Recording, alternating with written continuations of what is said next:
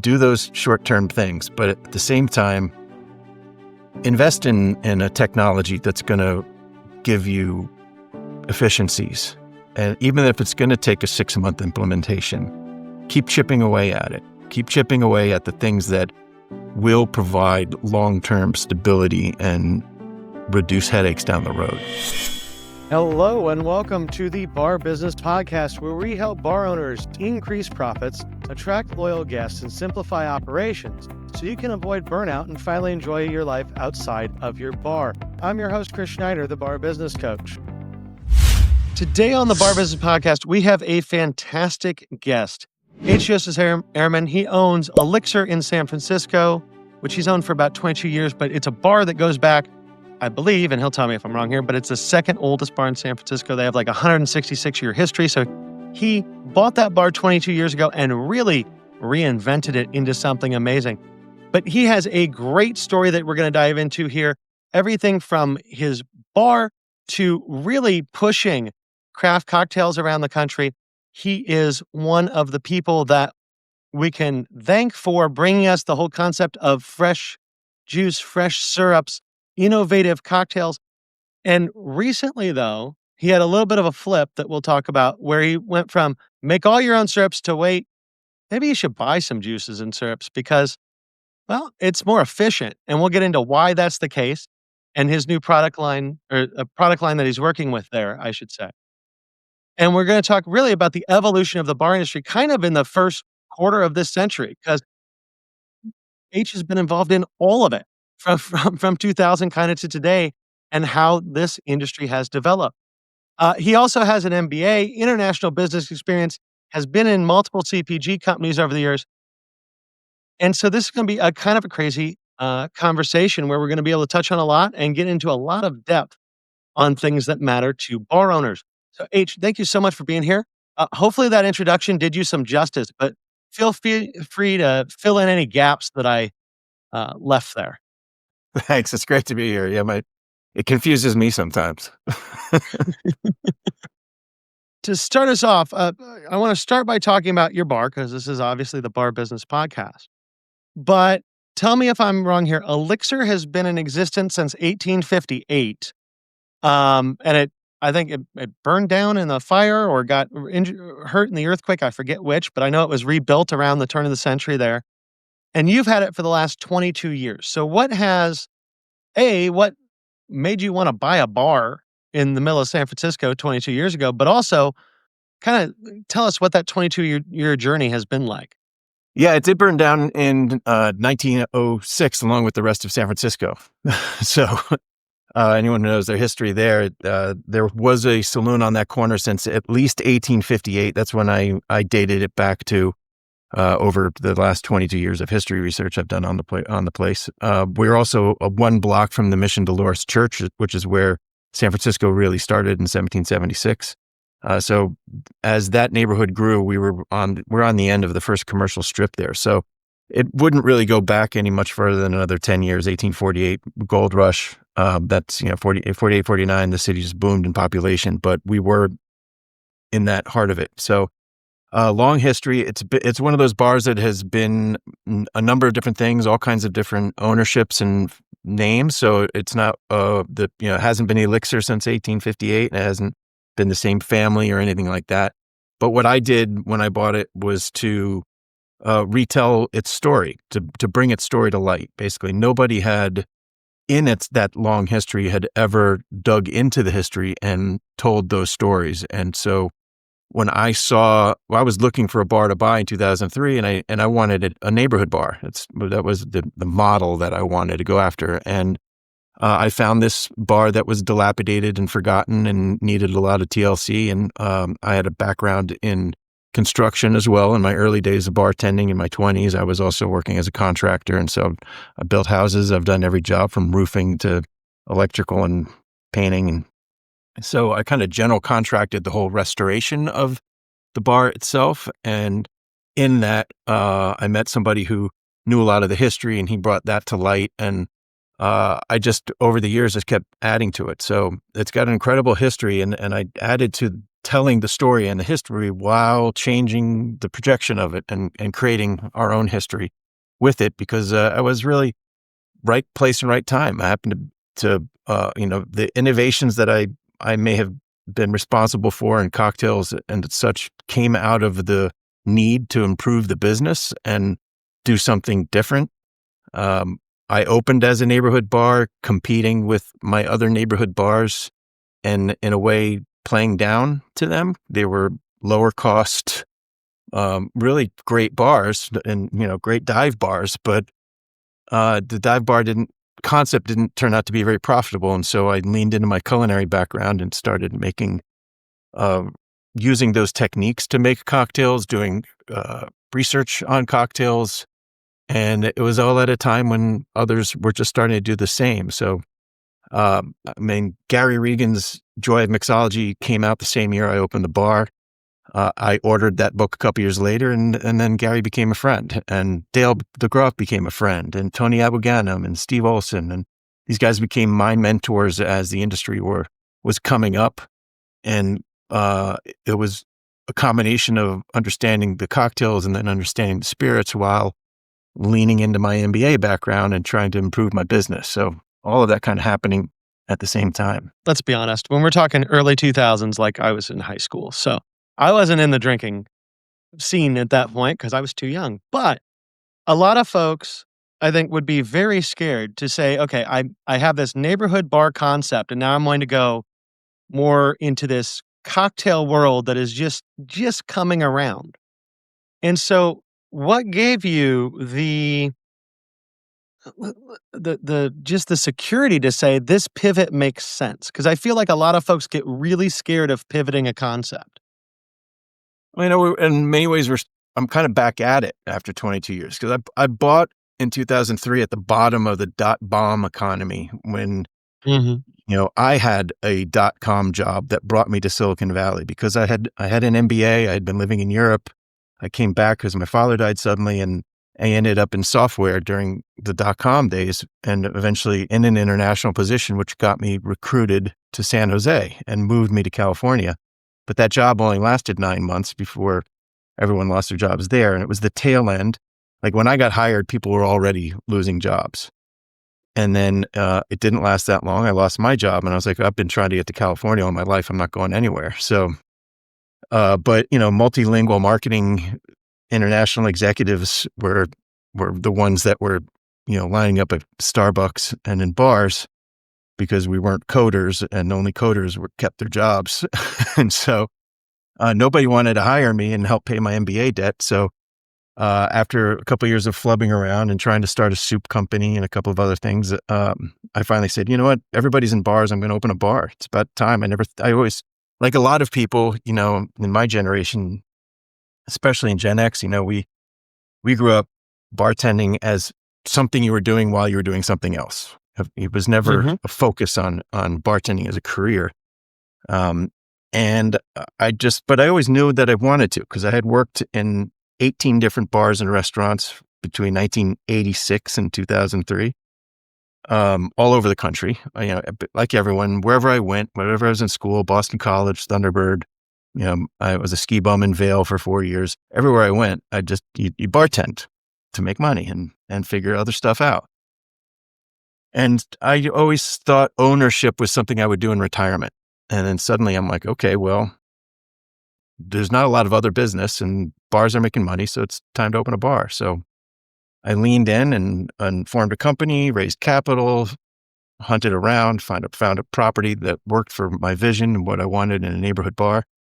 But then a couple of years into it, the whole neighborhood bar thing wasn't profitable, and I still had this MBA debt. And I was like, all right, I need to do something different. So that's when I decided to take a chance. And think of that trajectory. It was 2003 to 2005, coming out of that horrible economy. Like I always said, in 2003, there were 2-week waiting lists for outbound one-way U-Haul rentals. People were fleeing San Francisco. And that's been happening for the last couple of years again. And we're at that point again where the economy is horrible in San Francisco, and where it's recovered and recovering in a lot of other places. We're still trying to climb out of that because of COVID. And So it's as challenging now as it was then. And I had to pivot if I was going to make money or get out. And so I took the big chance on making the cocktails and providing a higher level experience at a higher cost, at a price point in my neighborhood, which didn't fit in that neighborhood at the time. And so it was a gamble, but it literally paid off in 6 months. It was a big gamble, and I made the right move, and everything turned around, and I just caught the right wind, the right time, and got caught up in a movement that opened a lot of other doors and opportunities for me over the years. And now, one thing that I think, if we told people this, which I'm about to tell people this, but everyone's going to think this is absolutely probably the craziest thing they've ever heard, which is that you have this bar in San Francisco. You live in Boise. And so that's a little bit, right? Like if your cooler goes down, you're not going to the bar. I mean, you might, but it's going to take you hours and hours and hours of travel to get from where you are to your bar. But I also know that you have a management team that's been around for a really long time with you. That is partially what allows you to be able to live and manage a bar remotely. And I think for a lot of people that are probably listening to this podcast, one of the things they've always wanted to know or thought were impossible was, how do I manage a successful bar from 1,000 miles away or however far it is? I don't know how far it is from Boise to San Francisco, but I know it's far. So how did you build a management team that allowed you to be able to do that? I think I built a culture that my now managers, bought into early on and then owned it and continued to lead it. So two of my managers have been with me for 17 years. And the other one's now going on 7, going on 8, I think, my lead bartender. Um, and I think that, as a human resources fundamental thing people talk about, no matter what businesses, is that it's more expensive to replace people than to keep them. So whatever you can do to keep them and keep them involved and passionate about it is important. And that means creating a culture not just within your bar for your customers, but for your team, and supporting them. And in many ways, uh, I almost didn't learn that lesson early enough. I mean, it was one of the other things that turned the business around in 2005 was that I realized that I had spent the first 2 years too focused on the product and my systems and not focused enough on my people. And when I realized that I had bad people who were bringing in bad customers, I fired 2/3 of them at the same time that I threw out all of my artificial syrups and started shopping at the farmer's market. So it was a dramatic change in many ways, but and those kind of realizations when you're down are kind of the key to turning around. And you hope that the changes you make are going to catch, and that's what it did. Um, those guys are amazing. They're not just part of the reason I can live in Boise; they are the reason I can live in Boise. They they love the bar and the community as much as I ever did, if not more. And they've been running it face to face longer than I have. The people know them more than they know me. So I'm kind of more of a marketing face that they'll see on our Instagram or read about in the press, because they're humble people, and they've also never really wanted the spotlight as much as I try to throw them in it.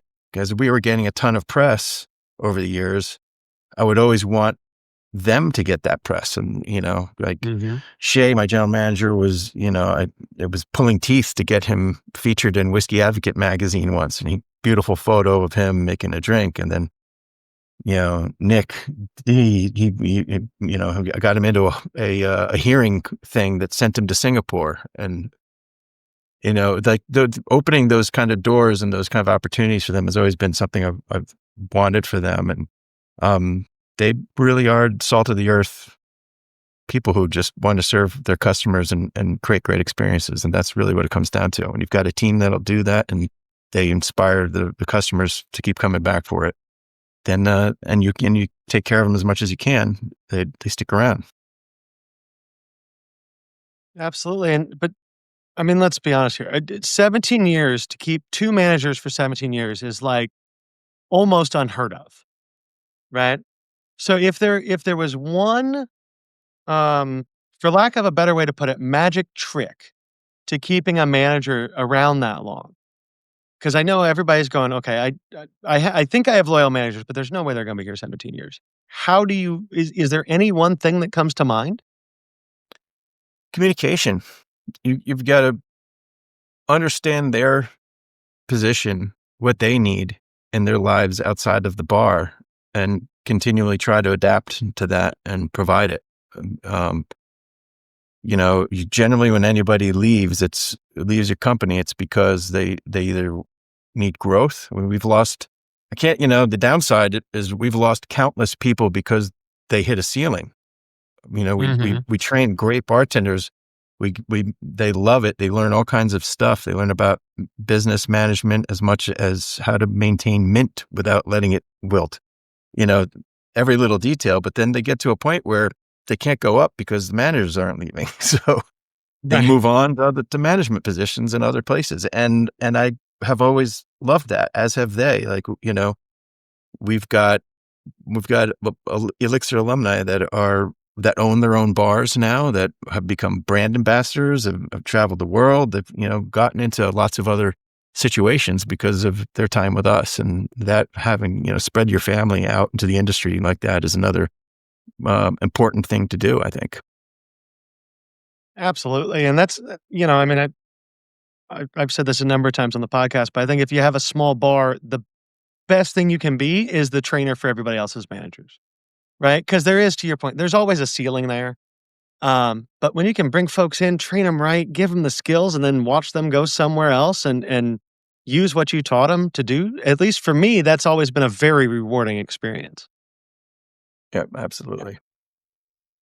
Now, I want to pivot a little bit from Elixir to Fresh Victor, which is a company I know that you are involved with. That you had a friend named Ken who started it. But it's interesting to me because we've talked about kind of the start of your career in Elixir. You were the one out there pushing, hey, fresh juices, squeeze it yourself, make your own syrups. And you've kind of pivoted over time from that with Fresh Victor to, hey, sometimes you don't actually want to make your own juices. And it's can be a smarter idea to buy them. So why the pivot? Well, I think the pivot is actually more like, it goes back to, as cocktails were taking off and I had other opportunities presented to me. I was offered an opportunity to help launch a spirit company called Square One Organic Spirits. And at the time, the founder of that company was a fellow alumnus from Thunderbird, and she had heard about me, and I heard about her. We got connected, and I was also doing some groundbreaking stuff from the bar business then. And that we in 2005 we became one of the first 50 certified green businesses in San Francisco, let alone a bar. Um, and as I always said, I think we were the first bar in the country to get any kind of official government green certification, which we still have to this day.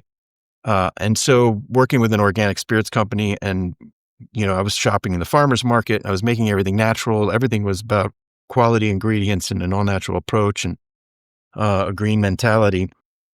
And so that worked out really well with Square One. That took me on the road around the country at a time when I was getting a lot of press. So then I was landing in markets like Boston and Miami and Washington, D.C. and New York, where the cocktail scene was up and coming. And it was a time when I got to go talk to them about vodka, which nobody wanted to buy at the time.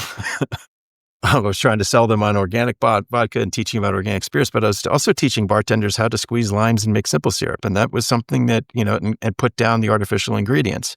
And that was the day. Like, that was the thing we needed to do, was teach people how to use fresh ingredients, make them, process them, use culinary techniques. Because there wasn't anything good on the market.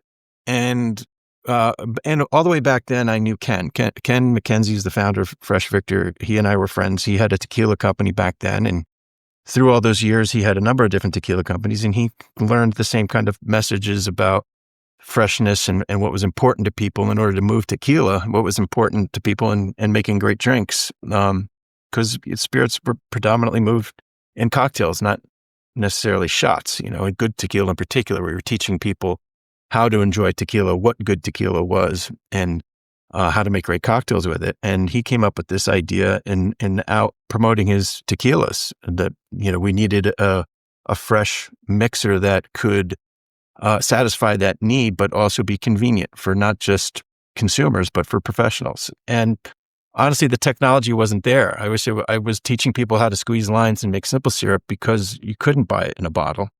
And the evolution of technology in those years led to the ability to produce really good, high quality juice and not have it be destroyed in the process, both from a flavor perspective and a nutritional perspective. So we have kind of nailed that, and we've now put it in a bottle.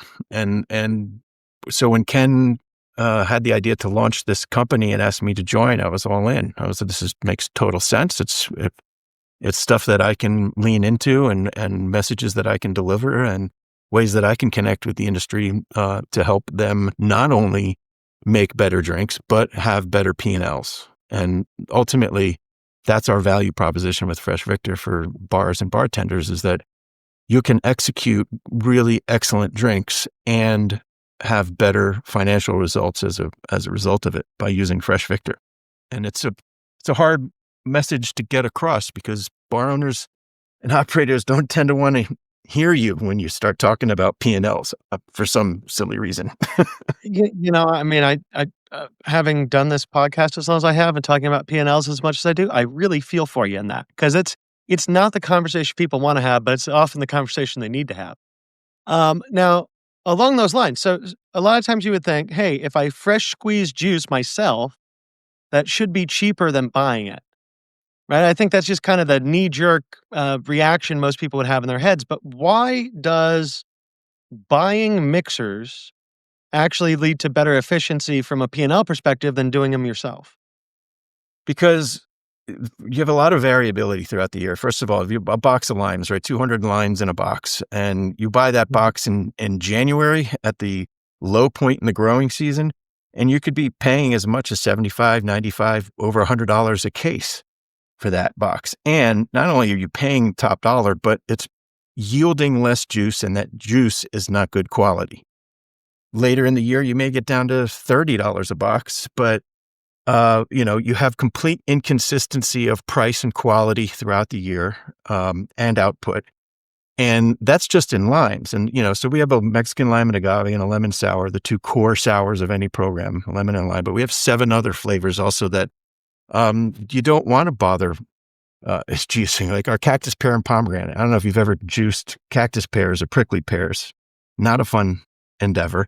And pomegranates, pomegranate arils as well. It makes a mess. It's hard to get all the yield. And so whatever those, the different product is, there's an argument for it that we have as to why it creates efficiency and more consistency, not just for your P&L, but for your customer experience, like jalapeno and lime in particular. Every jalapeno is different, and you're going to get different heat level, different flavor. And every bartender is different. So if you're slicing and muddling or infusing your jalapenos to make spicy cocktails, or spicy margaritas are second only to margaritas in sales right now. So if that spicy drinker gets 2 different drinks, they may not order the third, or they may not come back. And so different things like that, we provide a much better, more consistent customer service or customer experience with our products, and without sacrificing quality. And people will tend to look at that and say, okay, well, it's 28 cents an ounce, which is our national average price or cost when you buy through a distributor. And, so, they just look at that as a COGS issue, but it's not just a COGS issue. It's a labor issue. It takes you time to set up a juicing station, juice, sterilize bottles, clean the bottles, fill the bottles, label the bottles, close them, seal them, clean up the juicing station, put it all away. That is time that really adds up. And if it's fine, maybe you're high volume and you have a system that's all set up, or you even have a ZoomX, if you've invested in all that. Well, fine, but your ZoomX is going to break. Your people need to be trained. When it comes to using Fresh Victor, all you got to do is open a bottle and make the drink. And that's going to be consistent no matter who's coming through your doors and employees, and your customer is going to always get that great, high quality, consistent drink. So it's really a complex set of problems that our products solve, and it Hmm. by being fresh and refrigerated, it goes back to that freshness argument. It doesn't matter. It's just so much better than shelf stable, basically. Oh, 100%. And I think, the piece you touched on there with the labor involved, because I remember, 2008, 2010, 2012, when everybody was getting in that craft cocktail movement. And suddenly you had these bartenders that were spending just as much time making syrups and juices as they were actually bartending. And I think that was probably the peak of the craziness before everybody calmed down a little bit. But it got to a point where really, from a labor perspective, it was almost impossible to maintain the quality that people wanted in cocktails. Yeah, and the consistency is big. Mhm. 100%. I mean, your point about, especially with something spicy and you're muddling jalapenos and stuff, consistency there is gonna make all the difference, right? Because if it's just a little bit too spicy one time, people are not gonna want to order that drink again Yeah, and because staff, when when you're bringing in your bartenders to do all that work, maybe when they're they might be passionate about it. They love, and they're learning processes. They're doing stuff. All of that stuff is good, but and in a lot of states where not like California, you may get by with a very low labor rate. Like not in California, we don't have that. We're paying top dollar for people to juice stuff as much as to do anything else. So we're always looking at how to decrease those labor expenses, because labor expense is what's going to kill you. yeah, I mean, I don't even know what your minimum wage is anymore, but like where I am in Indiana, it's still 213 for tipped employees. We're at But you try to pay a 18. bartender 213 for 2 or 3 hours to juice stuff, they aren't gonna work for you for very long. Right? Yeah. No, we're at That 1906 or something. I don't know, over $19 an hour. that is tough. That definitely It changes a is. lot of the math. And speaking of math, because you have this MBA, you work on the juices, which are a way for people to help their P&Ls and stuff, but I know you also have implemented some really different interesting pieces of data analysis. And one of the things that you had mentioned when we were talking before was NPS scores, which I am a huge fan of, but you've potentially found a way, you're piloting a way to do these totally differently. So, A, how are you doing them? And B, what do you see as like the value of having an NPS score that you're getting on most of your guests?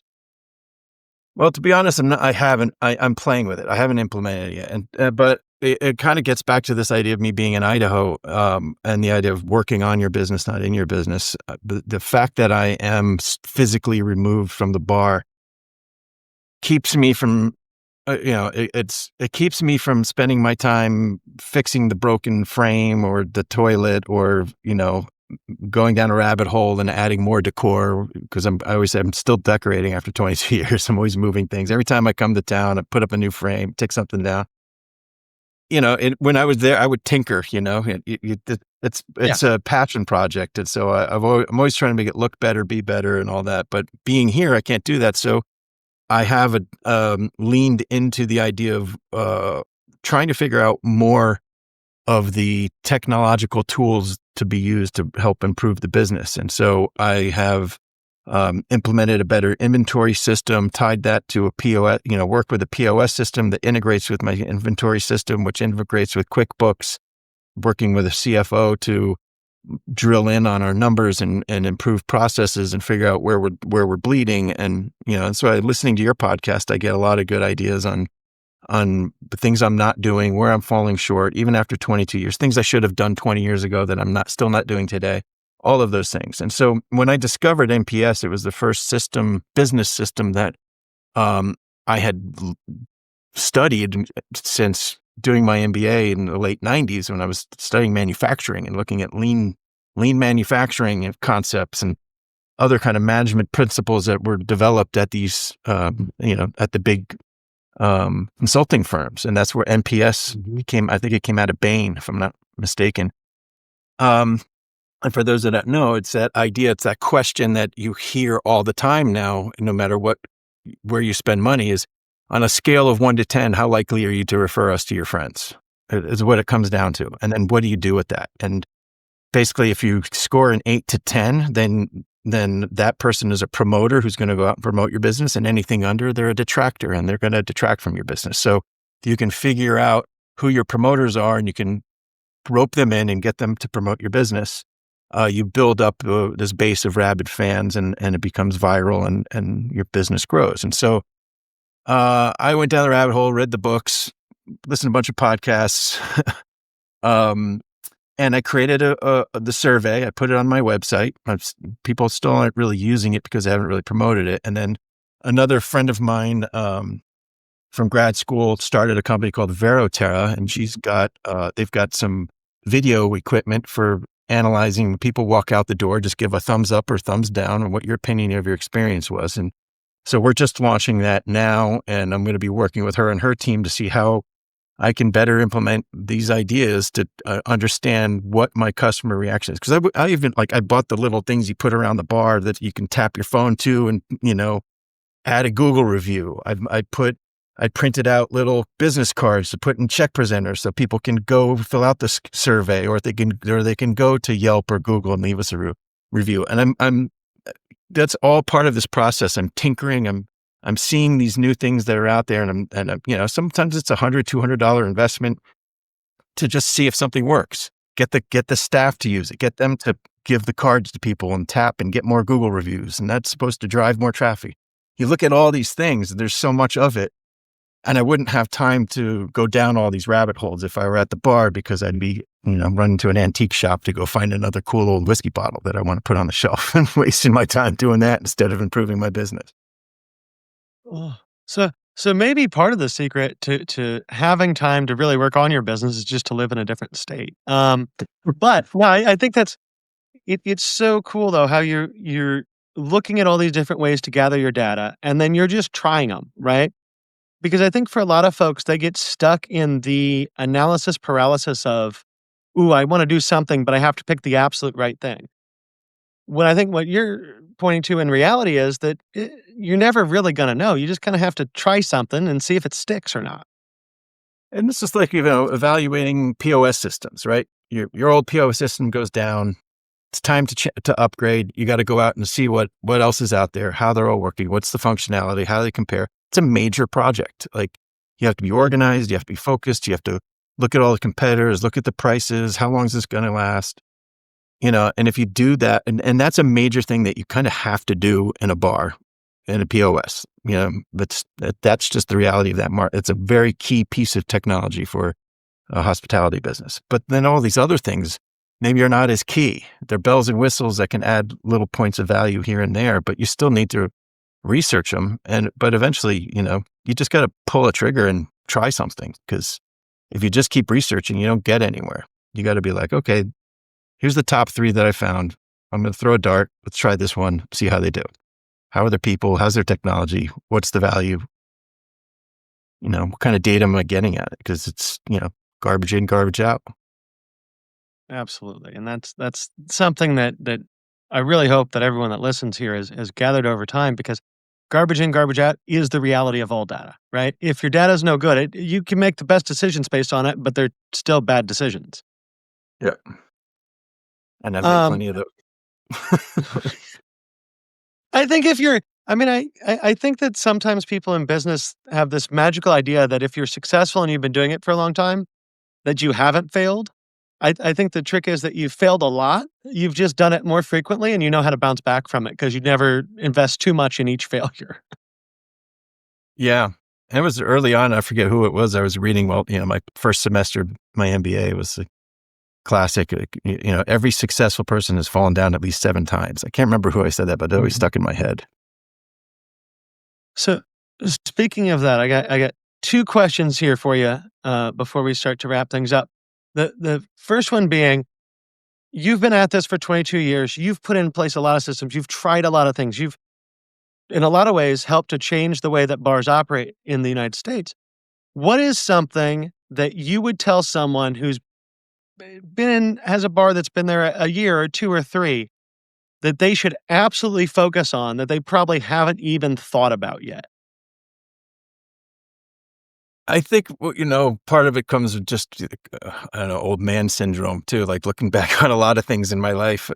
When you're new to something and you're into it, you have a very short vision. You're looking at what's yeah, and you often have to. I mean, a lot of it is like this needs to be solved by tomorrow. This problem is I'm bleeding money here. I got to fix this now.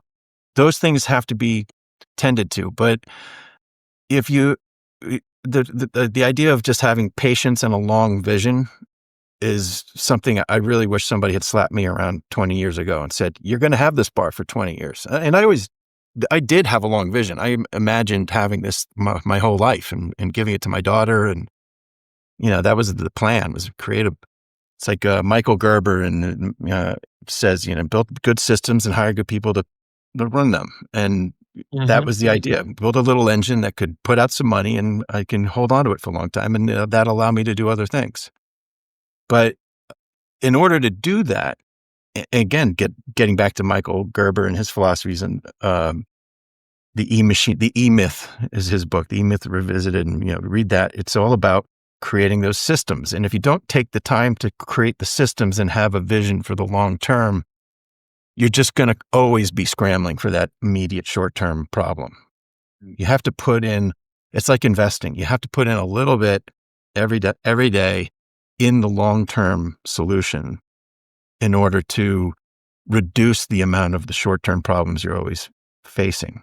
So fix that toilet, fire that person who's stealing from you, do those short-term things, but at the same time, invest in a technology that's going to give you efficiencies. And even if it's going to take a 6-month implementation, keep chipping away at it. Keep chipping away at the things that will provide long-term stability and reduce headaches down the road. Absolutely. I think that's a great message. And now, last thing I'm going to ask you before I let you go, but the when we're looking at the future of the industry, because you've been so involved in where the industry has gone in the last 25 years, what do you see kind of happening in the next 25 years? Any big shakeups or changes that you're thinking might happen? The immediate one that everyone's talking about is the shift in drinking. It's a drinking business, and people have stopped drinking. So there's the naysayers who say people have stopped drinking, and the more reality I think is that drinking is changing, and you can't ignore it. You have to embrace it. I wrote my first non-alc menu in 2012 when my wife got pregnant, and she complained that she had nothing to drink in my bar.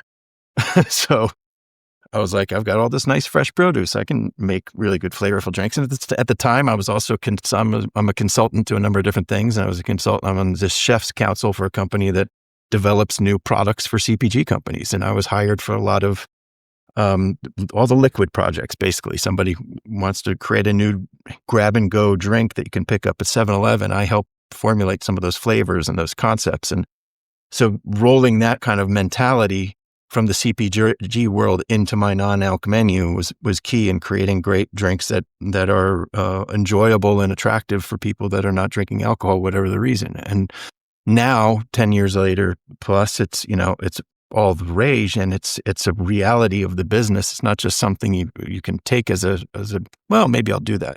You have to do that. You have to have a variety of drinks on your menu. And, Elixir is a whiskey bar. We're rated as one of the best whiskey bars in America. And the whiskey industry is in a downturn. There's a glut of all kinds of whiskey, not just bourbon. It's, there's a glut of scotch. There's a glut of whiskey around the world. There's distilleries closing, unfortunately. And it's a cycle within the whiskey industry to the effect that the industry is very well aware of it. Whereas, you look at the agave industry and it's got its own challenges with 8 to 10 year growing cycles on agave plants. And bastardization of ingredients and taking down the giants because they're, what's happening now, talk about them not producing 100% agave. Each industry is going to see these shifts and stuff that have to do with the product itself, but you have to understand where the drinking public is going and adapt to it. And as I say to my team, we're not a drink vending machine. We are a gathering place.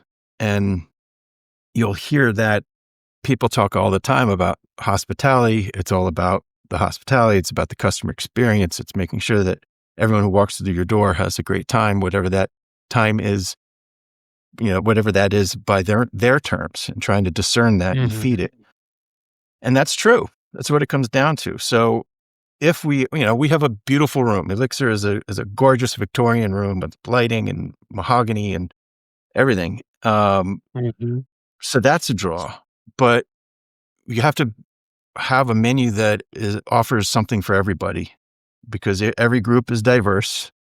And if they're all going to stay there and be happy, you have to have something that for everyone to, do. And I think that's a big thing that, talking about like a long-term vision. I don't know where this is going to go, and I don't know that anybody does. So we have to play the short to midterm game and figure out, what is, I'm on my way out as Gen X. Like, what is, Gen Z, everybody, a lot of talk about that. They're just getting started. Gen Z's got several more years of people to turn 21 in the next few years. My own daughter is the tail end of that, into Gen Alpha. And so she's 13, there's going to be continual change. The economy is challenging, the politics, everything's challenging right now. I mean, it always is, but particularly right now. So how's that going to affect things in the next 2 to 5 years? So that's kind of where my concerns are now. How people are drinking. How do I get them to use more Fresh Victor? How do I get them to walk in my door more? And what are they looking for? And so I think that's the thing. You had it again. It's like researching the POS. It's you have to research. You have to keep an ear to the ground and see what's happening, because this is a volatile market right now. And in order to survive it, you've got to be agile and creative and consistent. Absolutely. And I think that's a great note to kind of wrap up on, because hopefully people feel good about the concept that, yeah, things are changing. Yes, we all know it, but quite sure where it's going yet. Like, and just, you have to roll with it. Cause I think that's really true, with the changes we're seeing in Gen Z, because they're definitely not like Gen X. Right. And so when you think about Gen X phasing out and Gen Z phasing in, they're two totally different markets. Can't compare them. Not even close. But with that, because our time is pretty much wrapped up, I am sure some people are listening and they're like, hey, H seems like a really cool guy. And I want to know more about this Fresh Victor stuff. And I kind of want to check out his bar because it sounds like a really cool spot, because it is. So where can people learn more about you? Where can people get info on your bar? And where can they get more info on Fresh Victor? About me, cocktailambassadors.com is my consulting site. It's got more stuff about me. And that, basically I always said my consulting work is me getting paid for being me. So pick my brain. Elixir is elixirsf.com, elixirsf on Instagram, and Elixir Saloon on Facebook. We've yet to go into TikTok. Again, Gen X problem. I'll get there. And then Fresh Victor is freshvictor.com, Fresh Victor Cocktails on Instagram and TikTok. And hopefully soon I'll get a YouTube channel going with that as well. I'm going to be doing a bunch of bartender advocacy work coming up. New programs are in development. But you can order through freshvictor.com and have it shipped right to your door, 50 through 48, the lower 48. We distribute through cold chain distributors like Cisco and US Foods and PFG and stuff like that. So if you want to order it for your bar, you can ask that, or just reach out to us through our wholesale website, the portion of our wholesale business on the website as well. You can order right from there directly to your bar. We ship it FedEx 2-day in insulated boxes and all that. So fantastic. So we're going to put all that in the show notes. And if you have not looked at Elixir or Fresh Victor, like, go down, click the links, look at them, because there's some really cool stuff going on with both of those. And just some really good examples of things you might want to think about for your bar. But with that, this has been a fantastic conversation, and I thank you so much for being here. I think it's really cool how we could tie customer service and the P&L together and really go through what a crazy story you've had over the last 25 years. So, again, thanks you just so much for being here. No problem. Thank you. It's an honor. That about wraps it up for today. If you enjoyed today's insights, make sure you like, subscribe, and leave a review. If you are ready to take your bar to the next level, schedule a strategy session with me by clicking the link in the show notes below. Until next time, have a great day, and we will talk again later.